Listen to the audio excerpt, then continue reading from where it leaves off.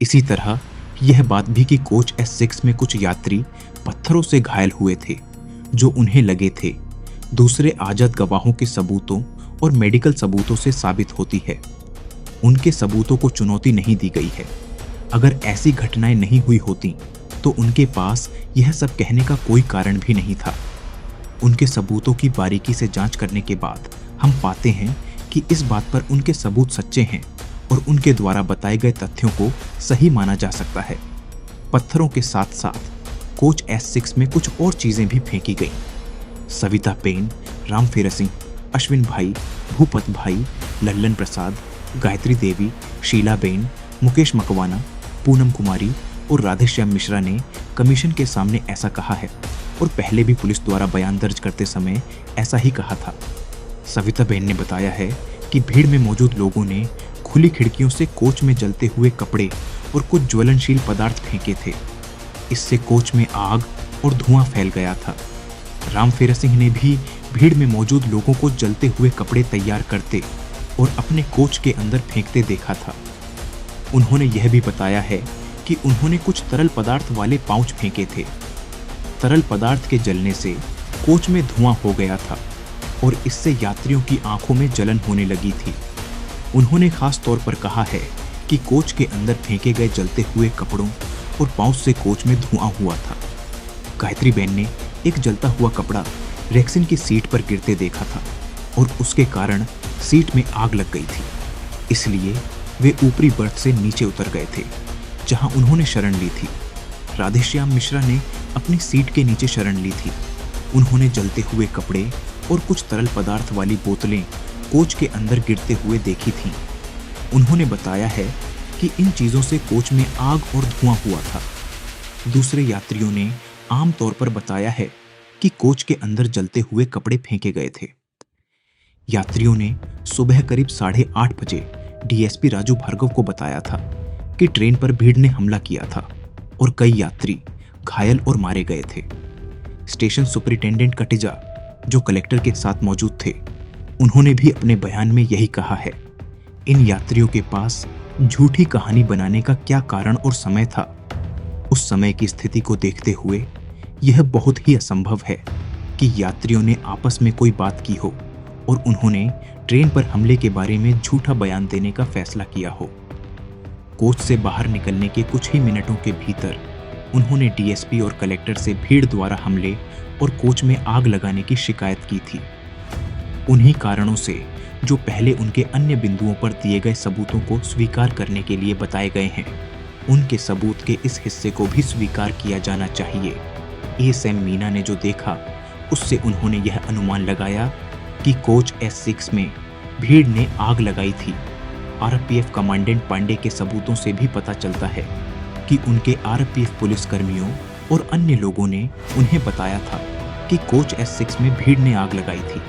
इससे पहले कि हम इन गवाहों के सबूतों के साथ साथ हमारे सामने रखे गए अन्य सबूतों के बारे में अपने निष्कर्ष दर्ज करें, हम भीड़ द्वारा दूसरे हमले का जिक्र करना उचित समझते हैं, जो सुबह 11 बजे से 11:45 बजे के बीच हुआ बताया जाता है। संक्षेप में सबूतों से यह पता चलता है कि जब यार्ड में लाइन नंबर 10 पर कोच S6 को ले जाने के लिए ट्रेन की शंटिंग चल रही थी, तो मुसलमानों की दो भीड़ उस जगह की ओर आती हुई देखी गई जहां ट्रेन, यात्री और अन्य रेलवे कर्मचारी खड़े थे। भीड़ में मौजूद लोग नारे लगा रहे थे। पास आने के बाद उन्होंने वहां खड़े लोगों पर पत्थर फेंके। उन्हें चले जाने का आदेश दिया गया, लेकिन उन्होंने कोई ध्यान नहीं दिया और पास आने की कोशिश की। गंभीर परिणामों की आशंका से पुलिस ने लाठीचार्ज और फायरिंग की। फायरिंग के परिणाम स्वरूप 2 लोग मारे गए और एक व्यक्ति घायल हो गया। लगभग 6 से 7 पुलिसकर्मी पत्थरों से घायल हो गए। सबूतों से पता चलता है कि कोच S6 में लगी आग को सुबह 10 बजे तक बुझा दिया गया था। रात 10:30 बजे तक पीआई मोहब्बत सिंह ने गोधरा रेलवे पुलिस स्टेशन में शिकायत दर्ज करा दी थी। वह करीब 10:45 बजे ट्रेन के पास वापस आ गए थे। उस समय तक स्पेशल आईजी स्वरूप भी वडोदरा से आ गए थे। रेलवे स्टाफ ने पहले ट्रेन को वापस स्टेशन ले जाने का फैसला किया। पुलिस अधिकारियों से सलाह के बाद ट्रेन को यार्ड में लाइन नंबर 10 पर ले जाने और वहां कोच S6 को अलग करने का फैसला किया गया। करीब 11 बजे शंटिंग की प्रक्रिया शुरू हो गई थी और जब यह चल रही थी तो मुसलमानों की दो भीड़ ट्रेन के पास आ गईं और उस पर और वहां मौजूद लोगों पर पत्थर फेंके। इस हमले के संबंध में पीएसआई मोहब्बत सिंह जाला और रेलवे पुलिस के अन्य अधिकारियों के सबूत हैं। यह सबूतों का एक सेट है, यात्रियों के भी सबूत हैं। पीएसआई मोहब्बत सिंह ने बताया कि थाने से लौटने के बाद वह थे पहले पकड़े गए लोगों से पूछताछ कर रही है। उस समय मुसलमानों की दो भीड़ें ट्रेन की ओर आते दिखे। इसके बाद उन्होंने पत्थराव शुरू कर दिया था। यात्री और रेलवे अधिकारी, उसे लगा कि उक्त भीड़ यही चाहती है, पकड़े गए व्यक्तियों को रिहा किया जाए, क्योंकि उसमें कुछ लोग कह रहे थे, छोड़ो। वे 9 गिरफ्तार व्यक्ति वे हिंदुओं को काट डालो के नारे भी लगा रहे थे। करीब 7 पुलिसकर्मियों को पत्थर लगे और उन्हें चोटें आईं। भीड़ जो सिग्नल फलिया की ओर से आया था, एक केबिन के पास आया था जहां वह था खड़े थे, और मस्जिद की तरफ से आई भीड़ उधर चली गई थी, वह स्थान जहां यात्री खड़े थे। पुलिस ने तब 11 को पकड़ लिया था। भीड़ में से लोग, उनके पास हथियार थे, के बारे में जानकारी दे रहे हैं। एक केबिन के आसपास का स्थान उन्होंने बताया है कि उस स्थान के पास जहां ट्रेन थी खड़े थे। ट्रैक छोड़ने के बाद करीब 5 फीट की खुली जगह थी। उसके बाद वहां एक खुला नाला है जो लगभग 7 फीट गहरा है, और उसके बाद फिर खुला है अंतरिक्ष। उस नाले और खुली जगह में बबूल के पेड़ बिखरे हुए हैं। उसके पास है बताया कि पीएसआई गढ़वी वडोदरा से अपने लोगों के साथ आने वाले पहले व्यक्ति थे। वह सुबह 9:30 से 45 मिनट के बीच आए थे। प्रभारी उपलास एसपी एवं अन्य अधिकारी सुबह 11 से सवा 11 बजे के बीच आए थे। उन्होंने कहा है कि अली मस्जिद ए केबिन के दक्षिण में स्थित है। ए केबिन के किनारे धातुओं का ढेर था। इसकी ऊंचाई 3 से 4 फीट थी। धातुओं के ढेर नाले में नहीं बल्कि खुली जगह पर थे। उन्होंने बबूल के बहुत सारे पेड़ होने के कारण इस बात से इनकार कर दिया। नाले के कारण उस दिशा में अधिक दूरी तक देखना संभव नहीं था। उसके पास है बताया कि एक केबिन के पास से मस्जिद तक जाने के लिए पैदल रास्ता देखा जा सकता है। जिन 11 व्यक्तियों को गिरफ्तार किया गया था वे या तो सिग्नल फालिया या पोलन के थे बाजार। वह उनमें से कुछ को चेहरे से और उनके नाम से भी जानता था। यह सुझाव दिया गया था इस गवाही के लिए कि जो लोग वहां एकत्र हुए थे वे वहीं से आए थे, यह देखने की उत्सुकता के कारण कि क्या हुआ था प्लेटफॉर्म की ओर। यह सुझाव था जिसे उन्होंने गलत बताते हुए खारिज कर दिया। उनके मुताबिक जो पत्थर फेंके गए ट्रेन में धातुएं नहीं बल्कि ईंट पत्थर थे। पीएसआई पीओ प्रुएम गढ़वी वेस्टर्न की एलसीबी शाखा में कार्यरत थे रेलवे। उसका प्रमाण यह है कि 27 फरवरी 2002 को वह सुबह 7:45 पर दाहोद के लिए निकला था, लेकिन खरसालिया स्टेशन पर ट्रेन काफी देर तक रुकी रहने के कारण उन्होंने संपर्क किया था Godhra railway police station telephone पर। उन्हें बताया गया कि एक कोच साबरमती एक्सप्रेस ट्रेन में आग लगा दी गई और वहां कुछ उपद्रव हुआ उसके पास था, इसलिए वडोदरा कंट्रोल को इसकी सूचना दी और गोधरा के लिए रवाना हो गए। तुरंत अपने लोगों के साथ सड़क मार्ग से वह सुबह करीब 9:45 पर गोधरा पहुंचे थे। उस समय यात्री चिल्ला रहे थे और शिकायत कर रहे थे। उन्होंने पीएसआई झाला की मदद की थी, बंदोबस्त बनाए रखने में और अन्य सहायता प्रदान करने में भी उनका साथ दिया। लगभग 2,500 से 3,000 व्यक्तियों की भीड़ सिग्नल फलिया की ओर से आई और पत्थराव शुरू कर दिया। वे चिल्ला भी रहे थे, मारो काटो। उनमें से कुछ हथियारों से लैस थे। एक और भीड़ दिखी ट्रेन की ओर दौड़ते हुए आ रहे हैं। यह पीआई झाला के पास जाने की कोशिश कर रहा था। पहले पकड़े गए कुछ लोगों को रखा था। भीड़ में शामिल लोगों ने ट्रेन पर और उन पर भी पत्थर फेंकना शुरू कर दिया। डीएसपी सिंपी ने आदेश दिया था, भीड़ को तितर बितर करो। भीड़ तितर बितर होने के बजाय और अधिक हिंसक हो गई थी। इसलिए डीएसपी सिंपी ने उन्हें हवा में गोलियां चलाने का आदेश दिया था। उसने फायरिंग की थी हवा में 2 राउंड। इसके बाद भी भीड़ में शामिल लोग पत्थराव कर रहे थे, इसलिए वहां मौजूद आरपीएफ पुलिसकर्मियों ने भी कुछ गोलियां चलाई। इस दौरान पुलिस ने 11 लोगों को पकड़ लिया था। भीड़ में शामिल लोग चिल्ला रहे थे, मारो काटो। भीड़ उस जगह से करीब 150-200 कदम की दूरी पर थी। उन्होंने यह भी कहा है कि पत्थरों से कुछ पुलिसकर्मी घायल भी हुए हैं। भीड़ में कुछ लोगों के पास हथियार थे। उन हथियारों से किसी यात्री को घायल करने की कोशिश नहीं की गई। इसके बाद पुलिस ने फायरिंग का सहारा लिया। भीड़ ने ट्रैक के पास आने की कोशिश नहीं की थी। भीड़ में शामिल कुछ लोगों ने यात्रियों की ओर एसिड बल्ब भी फेंके थे। उन्होंने कहा है कि जैसा कि उन्हें इस बारे में पता चला था, घटना के अनुसार वह बिना किसी उच्च अधिकारी के आदेश के गोधरा गए थे। जब वह घटनास्थल के पास पीएसआई झाला से मुलाकात हुई थी। पीएसआई झाला पूछताछ कर रहे थे जिन व्यक्तियों को पहले गिरफ्तार किया गया था। उन्होंने एक यात्री से बात की तो पता चला कि ट्रेन कौन सी है, पत्थरों से हमला किया, इसलिए वे ट्रेन से नीचे उतर गए थे। इस बिंदु पर इस गवाह की गवाही भी लगभग निर्विवाद रही है। वह फायरिंग का सहारा लिया था और अगर वास्तव में कोई भीड़ नहीं होती तो ऐसा नहीं करते। यदि भीड़ में शामिल व्यक्ति आरपीएफ कमांडेंट पांडे गोधरा पहुंचे। जब यह घटना हुई तब वह वहीं मौजूद थे। उन्होंने इसके बारे में बताया है कि जब वह ट्रेन के पास पहुंचे तो उन्होंने पास की मस्जिद से लाउडस्पीकर पर अनाउंसमेंट सुनी। वे थे, काफिरों को मार डालो, इस्लाम खतरे में है। लगभग 5 मिनट के अंदर उन्होंने देखा कि 1000 से ज्यादा लोगों की एक बड़ी भीड़ लाठी, तलवार वगैरह हथियारों के साथ सिग्नल फलिया की तरफ से आ रही थी और ट्रैक की तरफ दौड़ रही थी। इसलिए वह ए केबिन की सीढ़ियों पर चढ़ गए और भीड़ में मौजूद उन लोगों को पास न आने और चले जाने का निर्देश दिया। चूंकि भीड़ नहीं मानी, इसलिए उन्होंने अपने आरपीएफ जवानों को गोली चलाने का आदेश दिया।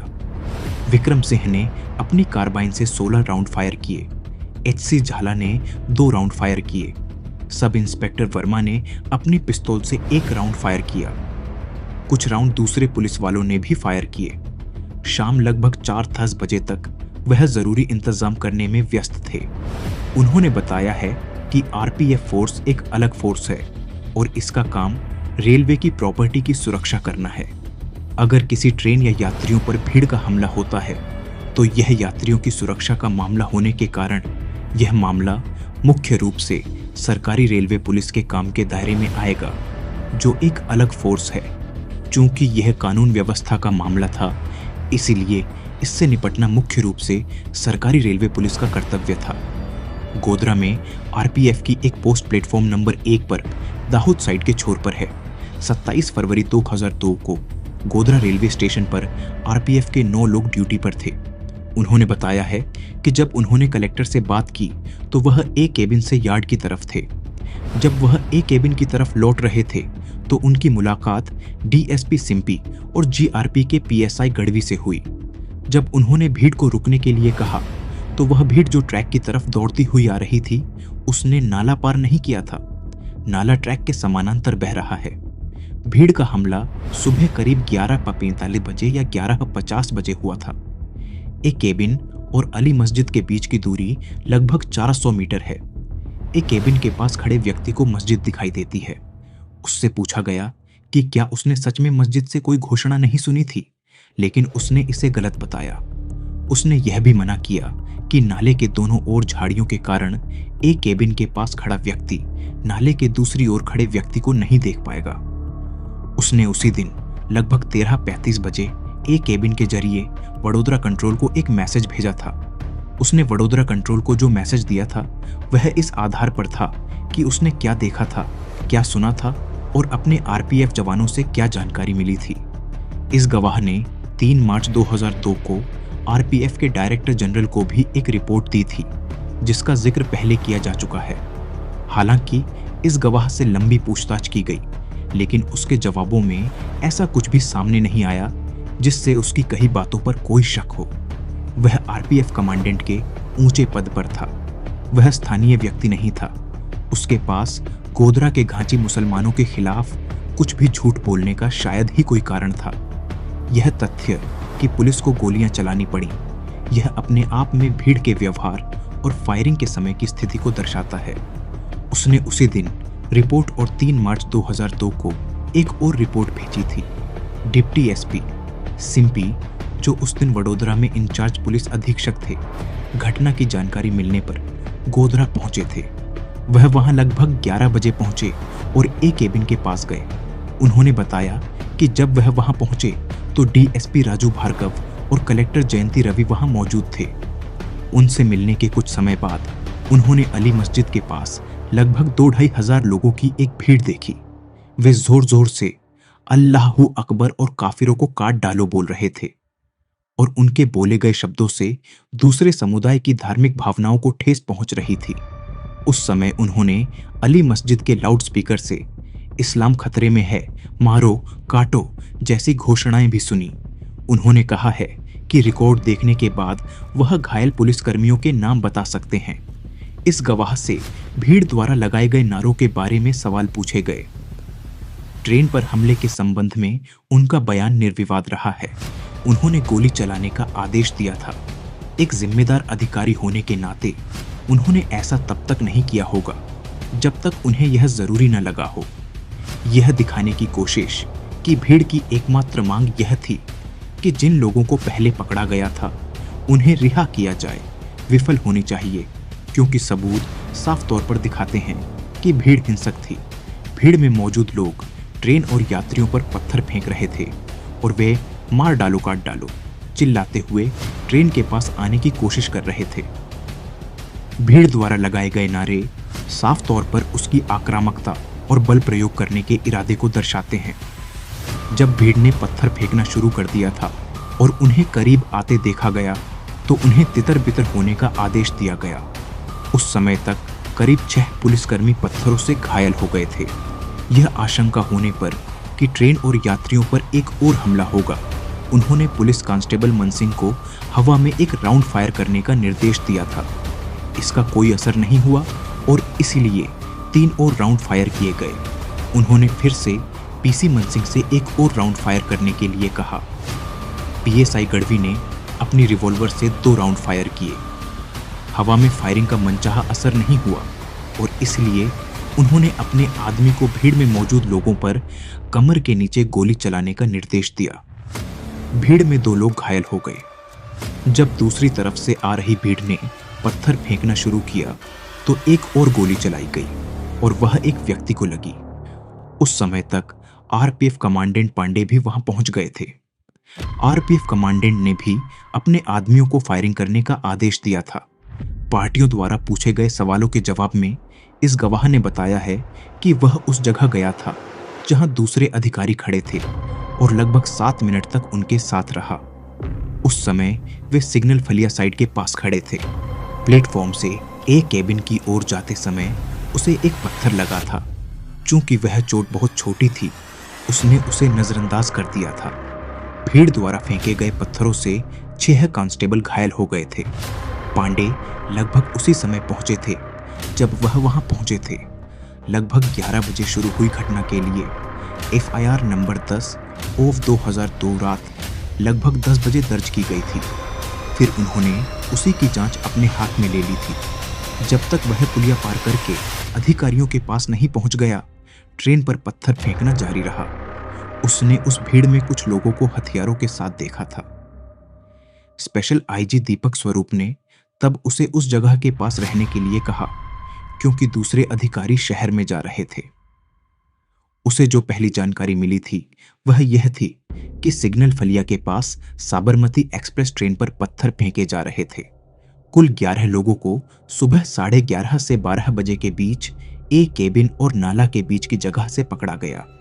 वह दोपहर करीब 2 बजे कोच S6 के अंदर गया था। इस गवाह से उस कोच में लाशों की स्थिति और उसके द्वारा किए गए अन्य कामों के बारे में पूछताछ की गई। पीआई महबूब बेग मिर्जा सुबह करीब 11:15 बजे गोधरा पहुंचे थे। वह उस समय वडोदरा में सीएसआई डोटी क्राइम में पीआई थे। उन्हें इस घटना के बारे में सुबह करीब 9:15 बजे पता चला और वह सुबह करीब 9:10 बजे अपनी जीप से गोधरा के लिए निकल गए। कमीशन के सामने अपनी जांच के दौरान पूछे गए सवालों के जवाब में उन्होंने बताया है कि सुबह करीब 11:20 बजे डीएसपी सिम्पी को रिपोर्ट करने के बाद डीएसपी ने उन्हें यात्रियों को ट्रेन में बिठाने के लिए कहा। जब वह ऐसा कर रहे थे तो सिग्नल फलिया की तरफ से करीब 2.5 से 3 हजार लोगों की भीड़ आ गई थी। वहां मौजूद लोग ट्रेन छोड़ना नहीं, मार डालो, काट डालो चिल्ला रहे थे। वे पत्थर भी फेंक रहे थे। इसलिए डीएसपी सिम्पी और आरपीएफ कमांडेंट ने पहले उन्हें चेतावनी दी और फिर फायरिंग का आदेश दिया।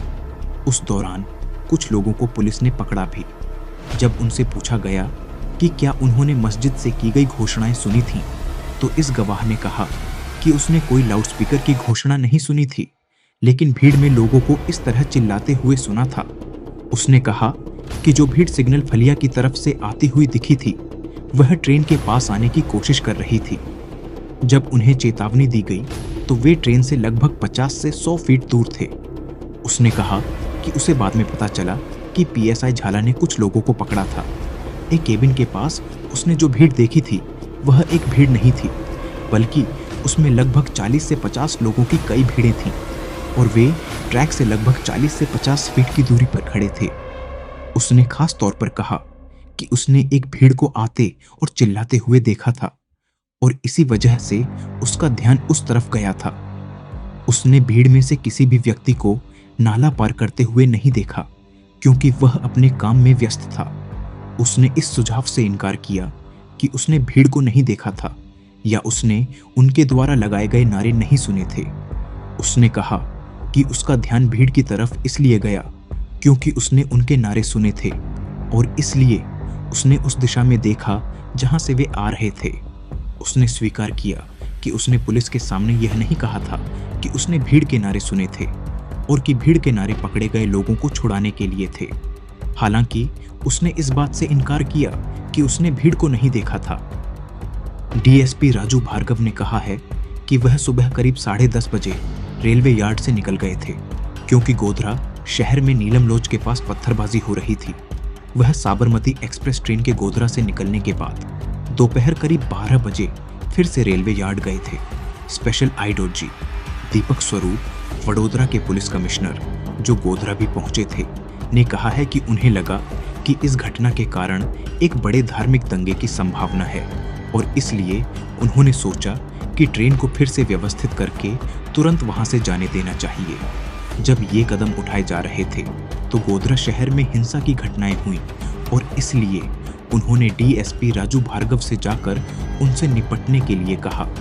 जब वह एक केबिन के पास थे तो 2 बार पत्थरबाजी की घटनाएं हुईं और पुलिस को फायरिंग करनी पड़ी।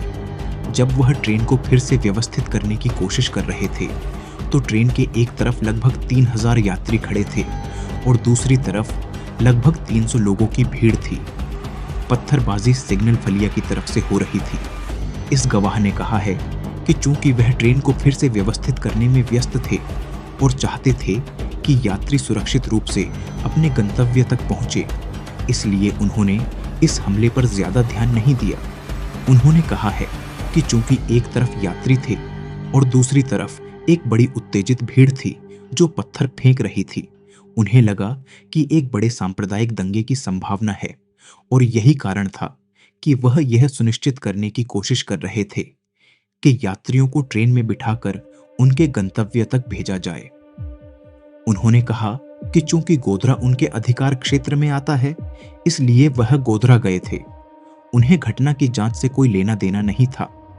उन्होंने यह भी कहा है कि डीएसपी राजू भार्गव द्वारा टेलीफोन पर दी गई जानकारी के आधार पर उन्हें एक बड़े सांप्रदायिक दंगे की आशंका थी। स्टेशन सुपरिटेंडेंट कटेजा ने बताया है कि लगभग 10 बजे तक फायर ब्रिगेड कोच S6 में लगी आग बुझाने में कामयाब हो गई थी। इसके बाद ट्रेन से 2 जले हुए कोच हटाने और ट्रेन को वडोदरा की ओर आगे बढ़ने देने का फैसला किया गया। इसके बाद शंटिंग का काम शुरू हो गया था। उसी समय लगभग 2 भीड़ जमा हो गई थी, एक ए केबिन और सिग्नल फलिया की ओर और दूसरी यार्ड की तरफ भमैया की ओर। उन मुस्लिम भीड़ ने ट्रेन पर पत्थर फेंकना शुरू कर दिया था और वे मारो काटो के नारे भी लगा रहे थे। उनके बयान से यह भी पता चलता है कि स्थिति को नियंत्रित करने और भीड़ को तितर-बितर करने के लिए पुलिस को लाठीचार्ज, आंसू गैस और फायरिंग का सहारा लेना पड़ा। लगभग 11:40 पर ट्रेन के 2 कोच यार्ड में लाइन नंबर 10 पर ले जाए गए और ट्रेन को लगभग 12:35 पर रवाना होने के लिए तैयार किया गया। इस गवाह ने उसी दिन घटना के बारे में अपनी स्टेशन डायरी में नोट्स बनाए थे। और जब उसका बयान दर्ज किया गया तो उसने वही पुलिस के सामने पेश किया था।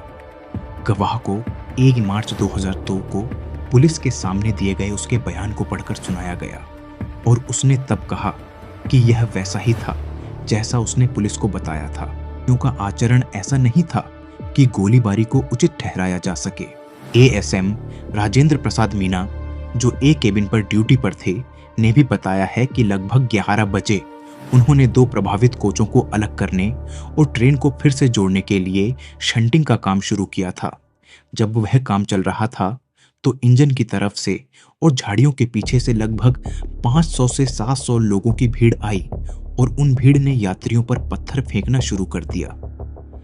पुलिस द्वारा लाठीचार्ज करने और भीड़ को तितर-बितर करने के लिए कुछ गोलियां चलाने के बाद भीड़ चली गई। इस गवाह का बयान उसी दिन डिविजनल रेलवे मैनेजर द्वारा और 1 मार्च 2002 को पुलिस द्वारा दर्ज किया गया था। पुलिस को दिए गए उसके बयान को उसे दिखाया गया और उसने कहा कि इसे दर्ज करने के बाद पुलिस ने उसे पढ़कर सुनाया था। इस गवाह ने अपनी चार्ज बुक में भी नोट्स बनाए थे। वे दस्तावेज इस बात की पुष्टि करते हैं कि उसने कमीशन के सामने क्या कहा था। ड्राइवर राजेंद्र राव जाधव ने भी इस घटना के बारे में गवाही दी है और बताया कि जब वह कोच S6 को अलग करने के लिए शंटिंग का काम कर रहा था तो केबिन की तरफ से एक भीड़ आई और उसमें मौजूद लोगों ने यात्रियों और पुलिस पर पत्थर फेंकना शुरू कर दिया। भीड़ को तितर-बितर करने के लिए पुलिस को फायरिंग करनी पड़ी। दोपहर करीब 12:30 पर वह जले हुए कोच को अलग करने और ट्रेन को दोबारा व्यवस्थित करने में कामयाब रहा। जिला कलेक्टर जयंती रवि ने बताया कि वह उस जगह गई थी जहां जले हुए कोच ले जाए गए थे। इसमें कुछ समय लगा क्योंकि वह वहां पैदल गई थी।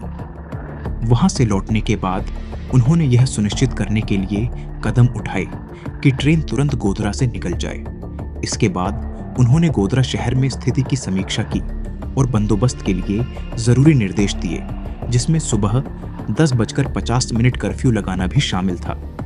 साबरमती एक्सप्रेस ट्रेन दोपहर 12:40 पर गोधरा से रवाना हुई। यह तय किया गया कि बाकी लाशों को अहमदाबाद भेजा जाए क्योंकि उन यात्रियों का डेस्टिनेशन अहमदाबाद दिखाया गया था। उसने कहा है कि जब वह ए केबिन के पास थी तो उसने मुस्लिम भीड़ को नहीं देखा था। उसने यह भी कहा है कि जब वह ए केबिन के पास थी तो उसने लाउडस्पीकर से कोई घोषणा या इस्लाम खतरे में है या हिंदुओं को मार डालो जैसी कोई चीख नहीं सुनी थी। गार्ड और टीटी ने इस घटना के बारे में कुछ नहीं कहा, जो लगभग 11 बजे हुई थी क्योंकि वे स्टेशन चले गए थे। गार्ड सुबह लगभग 8:25 तक ट्रेन छोड़कर स्टेशन चला गया था और टीटी रानीवाल भी लगभग उसी समय स्टेशन चला गया था। ज्यादातर गवाह जिन्होंने 11 बजे की इस घटना का जिक्र किया है वे रेलवे अधिकारी हैं। वे स्वतंत्र गवाह हैं और उन्होंने जो कहा है उसे गवाहों द्वारा बताए गए और कमीशन के सामने पेश किए गए समकालीन दस्तावेजी सबूतों से भी पुष्टि मिलती है। इन गवाहों के पास झूठ बोलने या ऐसी कहानी बनाने का कोई कारण नहीं था जो सही न हो। वे जिम्मेदार व्यक्ति हैं और यह माना जा सकता है कि वे जानते थे कि कमीशन के सामने वे जो कह रहे थे वह कितना गंभीर था। असल में उन्होंने यह बात बहुत पहले अपने अधिकारियों को भी बताई थी। यह तथ्य कि पुलिस को फायरिंग करनी पड़ी और बड़ी संख्या में गोलियां चलाई गईं, इस पर कोई विवाद नहीं है। पुलिस द्वारा इस्तेमाल किए गए गोला बारूद का आधिकारिक रिकॉर्ड में हिसाब रखना होता है और अगर गवाह ने इस बारे में जो कहा था वह सही नहीं होता तो उन्हें उस रिकॉर्ड से सामना कराया जा सकता था। अन्य गवाह जिन्होंने घटना के बारे में बात की है वे भी उच्च पदस्थ अधिकारी या पुलिस बल के सदस्य हैं जिन्होंने स्थिति को नियंत्रित करने में हिस्सा लिया था। उनमें से ज्यादातर वडोदरा से आए थे और उनका स्थानीय आबादी से कोई लेना देना नहीं था। कमीशन को उनके सबूतों को खारिज करने का कोई अच्छा कारण नहीं मिलता है। उसका मानना है कि इन गवाहों द्वारा दिए गए सबूत काफी विश्वसनीय हैं और उन्हें स्वीकार किया जाना चाहिए। यह स्पष्ट रूप से स्थापित करता है कि सुबह 11 बजे से पौने 12 बजे के बीच ट्रेन पर भीड़ द्वारा हमला हुआ था, जैसा कि गवाहों ने बताया है। कलेक्टर जयंती रवि एक जगह खड़ी नहीं थी और वह एक जगह से दूसरी जगह घूम रही थीं। इसलिए हो सकता है कि उन्होंने भीड़ को न देखा हो या घोषणा न सुनी हो।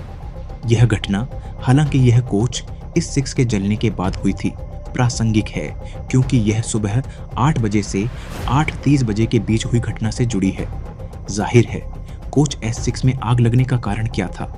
इस सवाल का जवाब सबूतों के आधार पर देना होगा, न कि सिर्फ संभावनाओं और अटकलों के आधार पर। जब सबूत होते हैं तो उन्हें महत्व दिया जाना चाहिए और उचित वजन दिया जाना चाहिए। सबूतों को नजरअंदाज करके निकाला गया कोई भी निष्कर्ष अटकलबाजी होगी, जिससे बचना चाहिए अगर सही जवाब ढूंढना है। आयोग द्वारा विश्वसनीय पाए गए सबूतों के आधार पर सही तथ्यों, कोच S6 में आग लगने के कारण और गोधरा के कुछ सांप्रदायिक मुसलमानों द्वारा रची गई साजिश के तहत किए गए कृत्य के बारे में निष्कर्ष अब बताए जा सकते हैं। सबूतों से यह साबित होता है कि साबरमती एक्सप्रेस ट्रेन जब अयोध्या से चली थी तो वह देर से चल रही थी और बहुत ज्यादा भीड़ थी, क्योंकि लगभग 2000 रामसेवक उस ट्रेन से अयोध्या से गुजरात लौट रहे थे। ट्रेन का कोच A6 भी बहुत ज्यादा भीड़ वाला था। उसमें 200 से ज्यादा यात्री थे। उनमें से ज्यादातर रामसेवक थे, जिन्होंने अनाधिकृत रूप से सीटें घेर रखी थीं। हालांकि उस ट्रेन से यात्रा कर रहे कार सेवकों ने अयोध्या से गोधरा तक यात्रा करते समय जय श्री राम जैसे नारे लगाए थे। उन स्टेशनों के बीच की यात्रा शांतिपूर्ण थी। ऐसा कोई सबूत नहीं है जो यह संकेत दे कि उन राम सेवकों और किसी मुसलमान के बीच पिछले किसी भी स्टेशन पर कोई घटना या हादसा हुआ हो, जिससे सिग्नल फालिया के घांची मुसलमानों को गोधरा में उन राम सेवकों पर हमला करने के लिए उकसाया गया हो। गोधरा में ट्रेन के 5 मिनट के ठहराव के दौरान कुछ कार सेवकों का चाय के पैसे को लेकर विवाद के कारण प्लेटफॉर्म पर बुक स्टॉल के पास खड़े एक मुस्लिम चाय विक्रेता सिद्दीक बकर से झगड़ा हुआ। उसे कुछ थप्पड़ भी मारे गए। सिराज, जो एक रिक्शा वाला था और यात्रियों का इंतजार कर रहा था, उसे भी कुछ दूसरे कार सेवकों ने पीटा, लेकिन इस बात का कोई सबूत नहीं है कि उसे क्यों पीटा गया। तीसरे व्यक्ति जिस पर कुछ दूसरे कार सेवकों ने हमला किया वह मोहम्मद लतिका था, जो चाय बेचने वाला था, जिसने उनके साथ जय श्री राम बोलने से मना कर दिया था। वह वहां से भाग गया और प्लेटफॉर्म के आखिर तक दौड़कर गया, जहां से उसने सिग्नल फलिया की तरफ मुंह करके चिल्लाया कि उसे पीटा गया है। ऐसा कोई भरोसेमंद सबूत नहीं है जिसके आधार पर यह कहा जा सके कि कार सेवकों ने सोफिया बानू को अगवा करने की कोशिश की थी, लेकिन इस बात का सबूत है कि सलीम पानवाला ने इस बारे में एक झूठी अफवाह फैलाई थी। इस वजह से स्टेशन के पास खड़े सिग्नल फालिया के कुछ लोगों और इंजन के पास पहले 2 या 3 कोच के पास प्लेटफॉर्म पर खड़े कार सेवकों के बीच पत्थरबाजी शुरू हो गई। उन्हें ऐसा करने से रोकने के लिए रेलवे पुलिस को दखल देना पड़ा। सबूतों से यह भी पता चलता है कि ट्रेन के 5 मिनट रुकने के बाद जैसे ही ट्रेन चली, चेन खींची गई और ट्रेन लगभग 60 से 80 मीटर चलने के बाद रुक गई। वह अभी भी प्लेटफॉर्म पर ही थी। चेन कोच नंबर 83 ओख 01 5343 9273 और 88238 से खींची गई थी, किसी और कोच से नहीं। जब तक चेन खींचने की समस्या ठीक की गई, तब तक सिग्नल फालिया की तरफ से ट्रेन के अगले हिस्से पर फिर से पत्थरबाजी शुरू हो गई और इस बार भी पुलिस को ट्रेन पर पत्थर फेंकने वाले लोगों को भगाने के लिए दखल देना पड़ा। यह बात विवादित नहीं है। इससे कमीशन इस नतीजे पर पहुंचता है कि अजय बारिया का बयान कि मोहम्मद लतिका प्लेटफॉर्म पर सिग्नल फालिया तक दौड़ा और चिल्लाया कि उन्हें कारा सेवकों द्वारा पीटा जा रहा है, और अनवर कलंदर का बयान कि सलीम पानवाला ने चिल्लाकर कहा कि कारा सेवक जबरदस्ती एक घांची मुस्लिम लड़की को ट्रेन में ले जा रहे हैं, सच हैं, क्योंकि उन बाहरी लोगों के इस तरह व्यवहार करने का कोई और कारण नहीं था। कमीशन ने यह भी पाया है कि ट्रेन के दोबारा चलने से पहले सभी चारों कोचों से चेन खींचने की समस्या ठीक कर दी गई थी। वह काम गार्ड और असिस्टेंट ड्राइवर ने अधूरा नहीं छोड़ा था। यह उन दोनों गवाहों के सबूतों और ऊपर बताए गए सहायक सबूतों से साबित होता है। यह यात्रियों और टीटीई रानीवल के सबूतों से भी साबित होता है कि जैसे ही ट्रेन प्लेटफॉर्म से निकली, सिग्नल फालिया की तरफ यानी ट्रेन के बाईं ओर जमा भीड़ ने ट्रेन पर पत्थर फेंकना शुरू कर दिया और यह तब तक जारी रहा जब तक ट्रेन ए केबिन की ओर बढ़ रही थी। सबूतों से यह भी साबित होता है कि यात्रियों को अपने कोच की खिड़कियां बंद करनी पड़ी जो सिग्नल फालिया की तरफ थीं। गार्ड और टीटी को भी अपने डिब्बे की खिड़कियां बंद करने की जरूरत थी। यह बात कि सिग्नल फालिया साइड पर कोच S6 की सभी खिड़कियां बंद पाई गईं, यात्रियों के सबूतों का समर्थन करती है और इस बात के खिलाफ जाती है कि कोई भीड़ नहीं थी और ट्रेन पर कोई हमला नहीं हुआ था। अगर कोई भीड़ नहीं थी और उसने ट्रेन पर हमला नहीं किया था, तो यात्रियों और गार्ड के पास अपने कोच की खिड़कियां बंद करने का कोई कारण नहीं था। ट्रेन को ए केबिन के पास पहुंचने में लगभग 3 से 4 मिनट लगे थे। सबूत यह है कि लगभग 1 मिनट के अंदर लोगों के छोटे छोटे समूह ट्रेन के पास आते देखे गए। वे इतने कम समय में ट्रेन के पास कैसे आ सकते थे? अगर उन भीड़ बनाने वाले लोगों ने पहले से इकट्ठा होकर ट्रेन का पीछा नहीं किया होता, अगर वे जैसा कि सुझाव दिया गया है धुआं देखकर जिज्ञासावश उस जगह भागे होते, तो वे सुबह 8:15 बजे से पहले वहां नहीं हो सकते थे, क्योंकि धुआं सबसे पहले उसी समय देखा गया था। गवाहों ने ऐसा कहा है और परिस्थितियां भी बताती हैं कि अलार्म चेन फिर से खींचने के कारण ट्रेन ए केबिन के पास रुकी थी। वे स्वतंत्र परिस्थितियां पहले ही बताई जा चुकी हैं। यह किसी और कारण से वहां नहीं रुकी थी। ऐसा कोई सबूत नहीं है जिसके आधार पर यह कहा जा सके कि ब्रेक लगा रहा और ट्रेन को ए केबिन तक घसीटा गया। जन संघर्ष मंच और दूसरों द्वारा सुझाया गया बयान किसी विश्वसनीय सबूत पर आधारित होने के बजाय अटकलों पर ज्यादा आधारित है। साबरमती एक्सप्रेस ट्रेन ए केबिन के पास रुकी थी। यह एक ऐसा तथ्य है जिस पर कोई विवाद नहीं है। यह लगभग सुबह 8 बजे की बात है और यह तथ्य विश्वसनीय सबूतों से भी साबित होता है।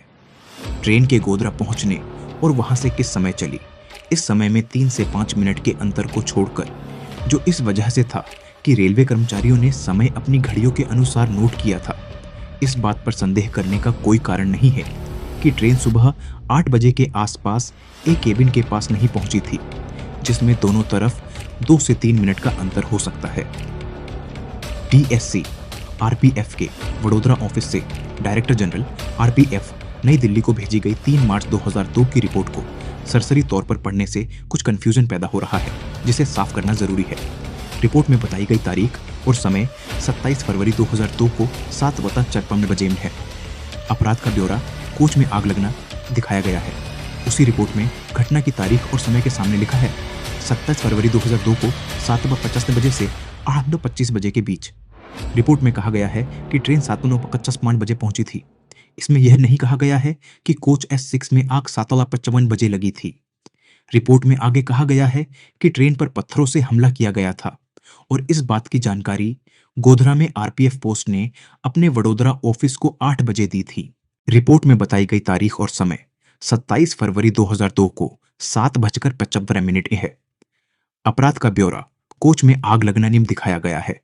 उसी रिपोर्ट में घटना की तारीख और समय के सामने लिखा है 27 फरवरी 2002 को 7:55 से 8:25 के बीच। रिपोर्ट में कहा गया है कि ट्रेन 7:55 पर पहुंची थी। इसमें यह नहीं कहा गया है कि कोच S6 में आग 7:55 पर लगी थी। रिपोर्ट में आगे कहा गया है कि ट्रेन पर पत्थरों से हमला किया गया था और इस बात की जानकारी गोधरा में RPF पोस्ट ने अपने वडोदरा ऑफिस को 8 बजे दी थी। पहली रिपोर्ट ट्रेन पर पत्थरों से हमले के बारे में थी। ट्रेन उसके कुछ समय बाद चल पड़ी थी। उसी ऑफिसर ने 27 फरवरी 2002 को पहले जो रिपोर्ट दी थी, उसमें उन्होंने कहा था कि ट्रेन के लगभग 8 बजे निकलने के बाद ट्रेन पर हमला हुआ था। इस बारे में कोई और सबूत, चाहे वो बोलकर दिया गया हो या डॉक्यूमेंट्री, में कोई और अंतर नहीं है कि ट्रेन ए केबिन के पास कब पहुंची और उस पर पत्थरों से हमला कब शुरू हुआ। यह दिखाने के लिए काफी भरोसेमंद सबूत हैं कि कोच S6 से सुबह 8:15 से 20 के बीच धुआं निकलता देखा गया था। फायर ब्रिगेड को सुबह लगभग 8:20 पर बताया गया था और फायर ब्रिगेड के आदमी सुरेश गिरी के मुताबिक वे सुबह 8:30 बजे तक ट्रेन के पास पहुंच गए थे। DSP और रेलवे अधिकारियों के सबूतों से यह भी साबित होता है कि सुबह 8:20 से थोड़ा पहले उन्हें कोच S6 में आग लगने की जानकारी मिली थी। इसलिए यह कहना गलत होगा कि कोच S6 में आग सुबह 7:55 पर लगी थी। बहुत सारे सबूत हैं जिनसे कमीशन इस नतीजे पर पहुंचा है कि जब ट्रेन ए केबिन के पास रुकी थी तब उस पर भारी पत्थर फेंके गए थे और यह लगभग 10 से 15 मिनट तक जारी रहा। पत्थरों ने सिग्नल फालिया की तरफ कोच इस S6 की कई खिड़कियों के शटर तोड़ दिए थे और भीड़ में कुछ लोगों ने बल प्रयोग करके उस कोच की खिड़कियों के लोहे के बार भी तोड़ दिए थे। कमीशन द्वारा कोच S6 के इंस्पेक्शन के दौरान यह देखा गया कि सिग्नल फालिया की तरफ 19 में से 13 खिड़कियां खराब या टूटी हुई हालत में थीं। पैसेंजर और ASM मीना के सबूत से यह भी साबित होता है कि उन खुली खिड़कियों से जलते हुए कपड़े और ज्वलनशील चीजों से भरी बोतलें कोच के अंदर फेंकी गई थीं। वे सीटों और दूसरी जगहों पर गिरे थे और उनसे आग लग गई थी और बहुत धुआं निकला था। कमीशन का मानना है कि कुछ छोटी मोटी गड़बड़ियों के अलावा शायद उस घबराहट वाली स्थिति के कारण जिसमें पैसेंजर तब थे, उनके सबूतों में कोई गंभीर कमी नहीं पाई गई है जिससे उनकी कही गई बात से अलग राय लेना सही हो। गवाह मीनाक्षी देवी ने कोच S6 से बाहर निकलने के तुरंत बाद उसकी तस्वीरें ली थीं। उनके सबूत के दौरान उनके द्वारा पेश की गई 2 तस्वीरें नीचे दी गई हैं। सबूतों से यह साबित होता है कि ए केबिन के पास ट्रेन पर हमला लगभग 15 से 20 मिनट तक जारी रहा था। यह सुबह लगभग 8:02 पर शुरू हुआ था और यह बात तुरंत स्टेशन सुपरिटेंडेंट को बता दी गई थी।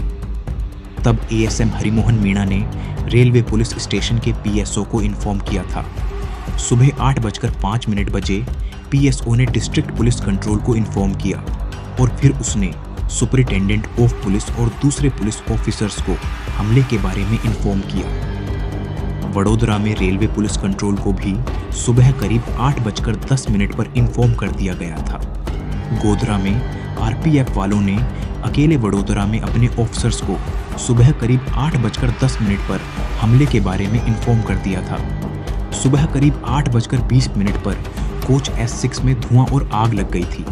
शुरू में बहुत धुआं था और कुछ मिनट बाद उस कोच से बड़ी लपटें निकलती दिखीं। फायर ब्रिगेड को सुबह 8:20 पर इन्फॉर्म किया गया। सिग्नल फालिया साइड पर ट्रेन के पास जमा हुई भीड़ ट्रेन पर पत्थर फेंकती रही। यह देखने वालों की भीड़ नहीं थी जो चुपचाप देख रही थी कि उनकी आंखों के सामने क्या हो रहा है। सिग्नल फालिया के पास खड़ी भीड़ में से कुछ लोगों ने फायर फाइटर को ट्रेन के पास पहुंचने से रोकने की भी कोशिश की थी। स्टेशन से ए केबिन की ओर भागे GRP पुलिसकर्मियों और RPF पुलिसकर्मियों को स्थिति को कंट्रोल करने के लिए लाठीचार्ज करना पड़ा। आंसू गैस के गोले छोड़ने पड़े और अपनी बंदूकों से कुछ गोलियां भी चलानी पड़ी। यात्रियों ने जो बताया है उसे RPF के लोगों और रेलवे स्टाफ जैसे स्वतंत्र गवाहों से भी समर्थन मिलता है। उनके सबूतों को स्वतंत्र परिस्थितियों से भी समर्थन मिलता है। उनका यह सबूत कि ट्रेन पर ए केबिन के पास रुकने के बाद पत्थरों से हमला किया गया था, न केवल रेलवे स्टाफ के सबूतों से बल्कि इस परिस्थिति से भी समर्थित है कि पुलिस और अन्य लोग जो ट्रेन के पास गए थे वे सभी यार्ड की तरफ से गए थे और सिग्नल फलिया की तरफ से कोई भी ए केबिन के पास नहीं गया था। DSP राजू भार्गव ने भी ऐसा ही किया था। स्टेशन सुपरिटेंडेंट कटिजा भी ट्रेन के दाहिनी ओर से गए थे क्योंकि उन्हें लगा था कि बाईं ओर से जाना खतरनाक है। यह स्पष्ट परिस्थिति भीड़ के व्यवहार और इरादे के बारे में काफी कुछ बताती है। बताया गया इरादा यात्रियों पर हमला करना और उन्हें नुकसान पहुंचाना था। यह दिखाता है कि भीड़ का व्यवहार डरावना था। एक और स्वतंत्र परिस्थिति है जो यह बताती है कि यात्रियों ने हमले के बारे में जो कहा है वह सच है। गोविंद सिंह राजपूत, आर्मी सूबेदार गायत्री बेन और पूजा को छोड़कर सभी यात्री यार्ड की तरफ से ट्रेन से उतर गए थे और जब दूसरे लोग वहां पहुंचे तो वे सभी यार्ड में खड़े पाए गए। जब तक यात्रियों के लिए उस तरह से ट्रेन से बाहर निकलने का कोई मजबूर करने वाला कारण नहीं होता, वे कोच के दोनों तरफ के दरवाजों से बाहर निकल जाते। यह तथ्य कि वे सभी यार्ड की तरफ उतरे थे, यह साबित करता है कि उन्हें सिग्नल फलिया की तरफ उतरना सुरक्षित नहीं लगा था।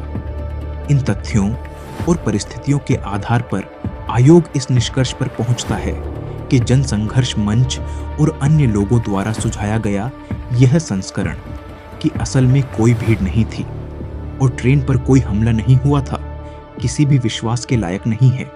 गोविंद सिंह राजपूत, गायत्रीबेन और पूजा के साथ यार्ड की तरफ से कोच से बाहर निकलने के परिणाम स्वरूप क्या हुआ, यह पहले ही बताया जा चुका है और इसे दोहराने की आवश्यकता नहीं है। आयोग के ये सभी निष्कर्ष मुख्य रूप से उन लोगों द्वारा शपथ पर दिए गए बयानों पर आधारित हैं जिनकी जांच आयोग ने की थी। उनसे जनसंघर्ष मंच और दूसरी पार्टियों ने सवाल पूछे। उन्होंने जो बताया है उसे डॉक्यूमेंट्री सबूतों और सबूतों से सामने आए आजाद हालात से सपोर्ट मिला है। इन सीधे सबूतों को देखते हुए यह कहना सच में बेकार है कि इन सबूतों से जो हुआ है वह किसी और तरीके से हुआ होगा।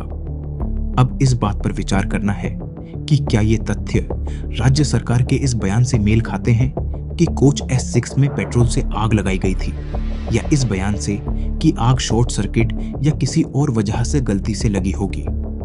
केंद्र सरकार या रेलवे कमीशन के सामने पेश नहीं हुए और यह तर्क नहीं दिया कि कोच S6 में आग किसी दुर्घटना की वजह से लगी थी।